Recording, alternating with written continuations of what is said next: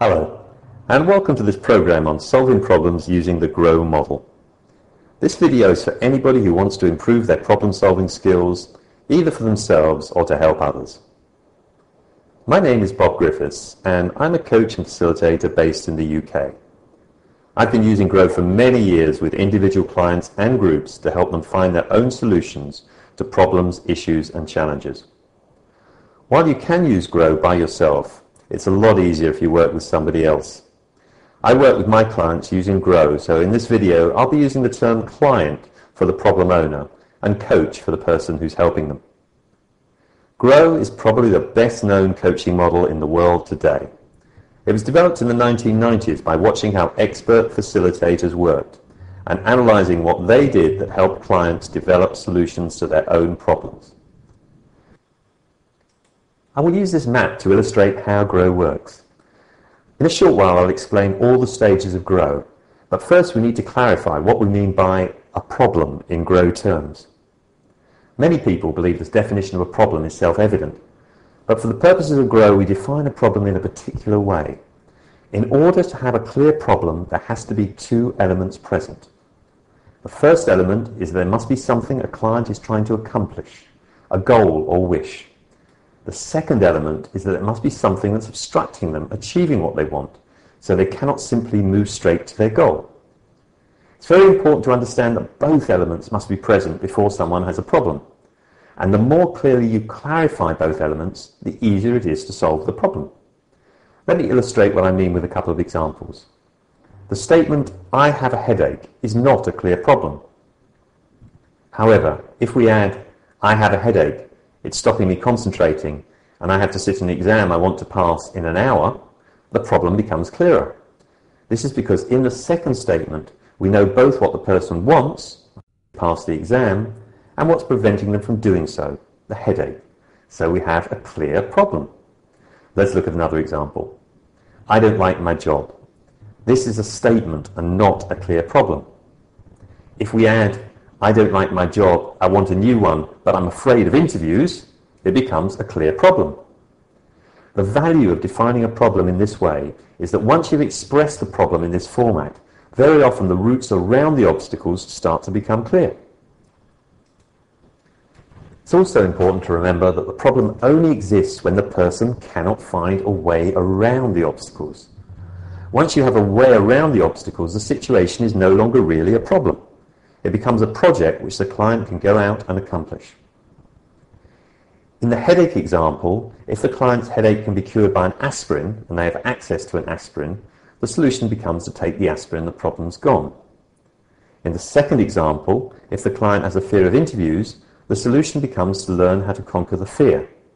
Once they know how they're going to deal with the fear, the problem is turned into a project to use the self-help book to conquer the fear. Before we go on to look at the complete GROW model in detail, let's look at what typically happens when a person comes to another person with a problem.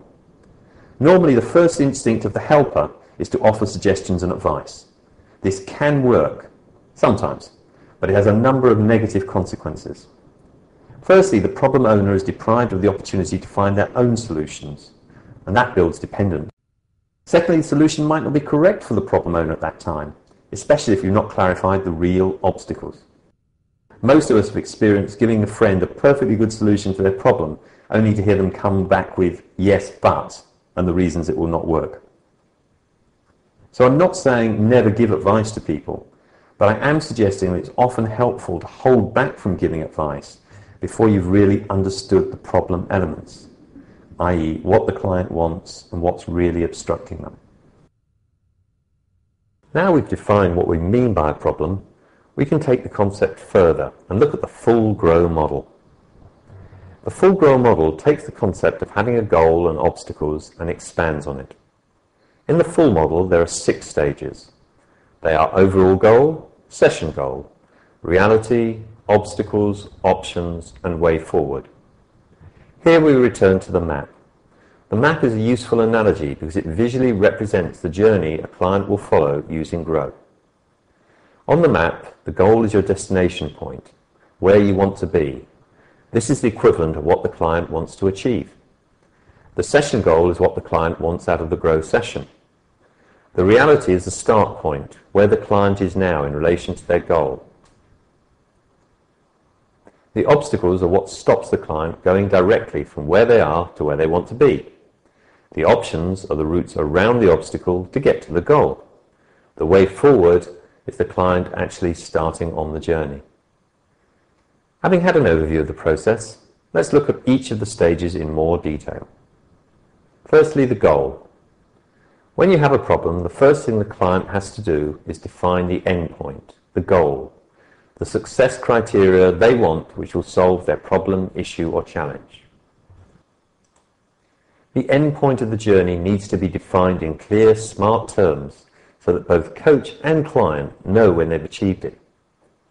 Once you have a goal, the next stage is the session goal. This is what the client wants out of working with the coach in the session.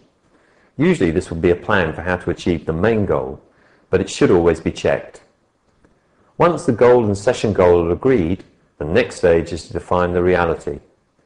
In Grow, reality is not where you ask if the client's goal is realistic. That should be done at the goal stage. The reality is where the client is now in relation to the goal, so it should be defined in the same terms. So if the goal is to earn $1,000 a year, the reality is what the client currently earns. You should also include in reality any tools, ability or experience the client might have which will help them achieve their goal. Now we come to the obstacles. This is where most people want to start. As mentioned above, there have to be obstacles, otherwise the client would have achieved the goal by themselves. Normally obstacles are found in the client themselves, other people, a lack of resources or the environment. It's important for the coach and client to define the obstacles in such a way that both understand how an obstacle is stopping them move forward to their goal. Once the obstacles are clear, then it's usually fairly straightforward to work out ways around them. These are the options. Options, as the name suggests, do not have to be followed, but allow the client to have choices about how they get around the obstacles so they can move forward. Then the client chooses which of the options they will put into operation. The coach helps them think about the first steps for the options they've chosen, and these will be the way forward steps. So we have gone all the way from an undefined problem right through to the point where the client has actual steps they're going to take which will move them towards their goal. Not bad for the 1 to 2 hours it usually takes to get to this point for a difficult problem.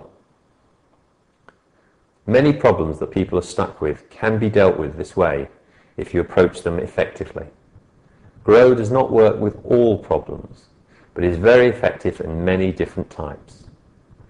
I would invite you to see how you can learn to help others using Grow. If you'd like any help, please contact me at bob@bobgriffiths.com and I will be pleased to see if I could help.